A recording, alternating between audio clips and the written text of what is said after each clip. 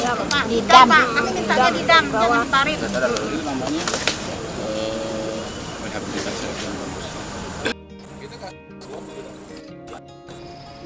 nggak mungkin bertahan lama-lama. Jadi itu yang tanahnya ada. Oke, siapa? Ini Oke. Nanti kalau kita stay itu bagian ya. Ini kolonel nih. Harus pilih saya. Pernah ketemu. Udah.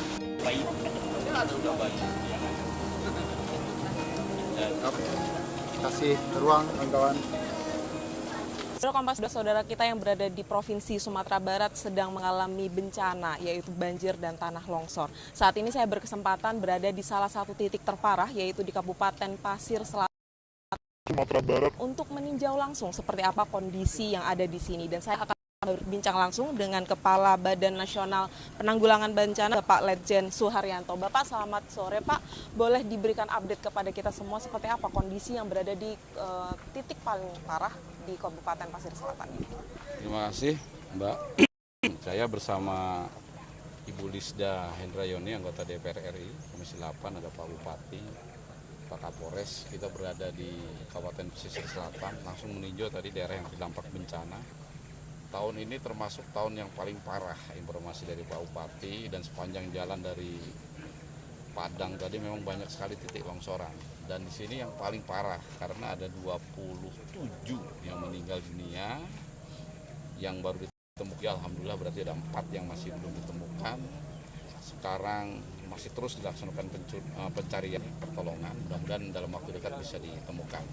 Meskipun sudah hari kelima ini Pak Bupati ya, kita dalam mencari korban itu ada golden time ya, 7 kali 24 jam. Nah, nanti apabila mudah-mudahan bisa ditemukan, kalau tidak kita akan koordinasi ulang. Kemudian yang pengungsi semula beberapa ratus orang ini dipusatkan di beberapa titik, tapi per hari ini sebagian sudah kembali ke rumah masing-masing, dan hari ini kami tadi melihat sebagian masyarakat sedang membersihkan rumahnya masing-masing. Kebutuhan dasar dari pemerintah pusat juga membantu ya, dari mulai makan, minum, pakaian. Kemudian tadi koordinasi dengan Pak Bupati, jangka menengah panjangnya sudah kita laksanakan secara langsung intensif. Memang dibutuhkan untuk awal ini adalah dari Pak Bupati makan, minum sudah terpenuhi, hanya ada beberapa kebutuhan tambahan.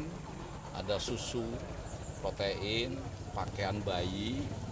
Pakaian katanya pengungsi banyak yang melekat di badan, berarti kita juga harus dorong pakaian dewasa, pakaian perempuan, pakaian anak-anak, termasuk juga alat kebersihan wanita seperti pampers, pembalut, dan lain-lain akan kita dorong terus.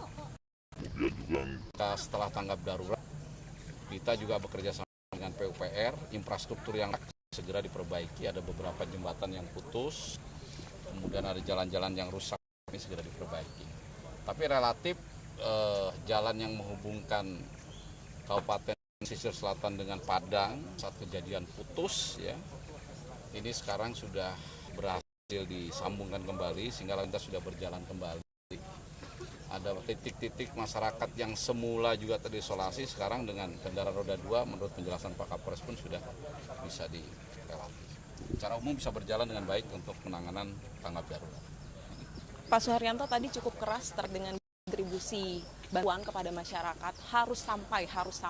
Apa sebenarnya pesan yang poin utama yang ingin disampaikan dan menjadi strategi utama untuk penanggulangan? Ya, bencana kan tidak bisa dihindari, ya. Apalagi dengan musim hujan seperti ini, ya tentu saja negara kita sangat luas, ya. Pastilah di titik manapun kejadian bencana hidrometeorologi basah, banjir, tanah longsor, ini pasti terjadi. Nah, kita sebagai aparat, di bawah penjuru BNPB, ya, penjurunya BNPB ditunjuk oleh Bapak Presiden, ya kita harus memastikan bahwa ketika terjadi bencana, masyarakat yang terdampak akibat misalnya makannya kurang, minumnya terbatas, belum kebutuhan-kebutuhan dasar lainnya. Apalagi di tempat seperti Sumatera Barat ini kan relatif terjangkau, sumber logistik pun dimanapun ada. Jadi kalau mendengar misalnya ada yang kurang gitu ya, atau mungkin terisolasi alasannya ya tidak ada alasan, gitu. Semuanya harus bisa dijawab gitu ya. Untuk ketersediaan pangannya sendiri seperti apa Pak? Kan di tengah huru-hara, minimnya beras dan sebagainya untuk bantuan. Nggak ada masalah. BNPB tadi juga membawa cukup banyak ini. Sampai sejauh ini, ya mungkin tidak huru-hara itu mungkin dalam bentuk besar ya, tapi kalau hanya satu kabupaten ini ada bencana, kami tidak mendapat kesulitan. Pak, 6 saudara kita masih hilang, seperti apa proses pencariannya dan apa yang akan menjadi pemerintah untuk menghindari bencana-bencana seperti itu? Korban yang 23 ditemukan, ada mekanisme khusus ya, ada hak-hak yang melekat pada keluarga korban, santunan, nanti bisa ditanyakan yang spesifik dari Kementerian Sosial mungkin. Nah yang 4 ya, bukan 6, 27 ketemu 3, berarti ada 4 ya. 4 ini ya tadi saya katakan, kita sedang berusaha terus mencari ini. TNI, Polri, Sarna, semua lagi mencari sampai satu titik ditemukan atau tidak. Nah kalau misalnya sudah 7 kali 24 jam, ya kita bilang ke keluarganya.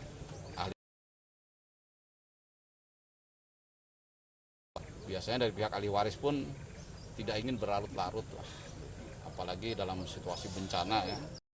Ini bencana longsor, Bapak bisa bayangkan tanah yang begitu besar mas gitu ya.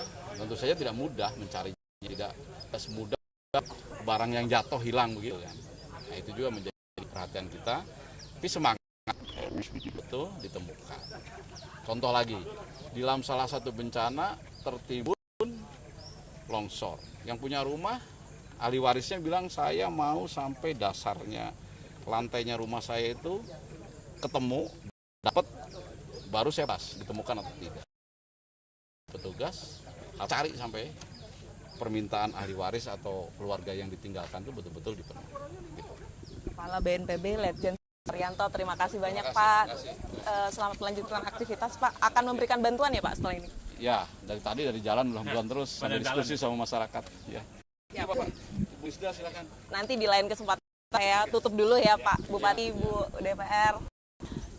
Ya, itu saudara Kompas TV, Kepala BNPB sedang melakukan pemberian bantuan kepada masyarakat, melakukan peninjauan. Saya akan sedikit menunjukkan kepada Anda seperti apa kondisi di sini. Saat ini memang rumah warga saat ini belum bisa ditempati karena masih dalam proses bersihkan dan terdampak juga dari banjir dan longsor terjadi pada hari Jumat 8 Maret 2024 kemarin. Ada 4 orang yang masih hilang, proses pencarian masih terus dilakukan dan pemberian bantuan kepada masyarakat terutama yang mereka kehilangan masih terus dilakukan. Kita doakan saja semoga proses pemberian bantuan ini terus bisa dilakukan dan keempat saudara kita bisa ditemukan. Fania Rizky, Yanuar Ruslim, Kabupaten Pesisir Selatan, Sumatera Barat.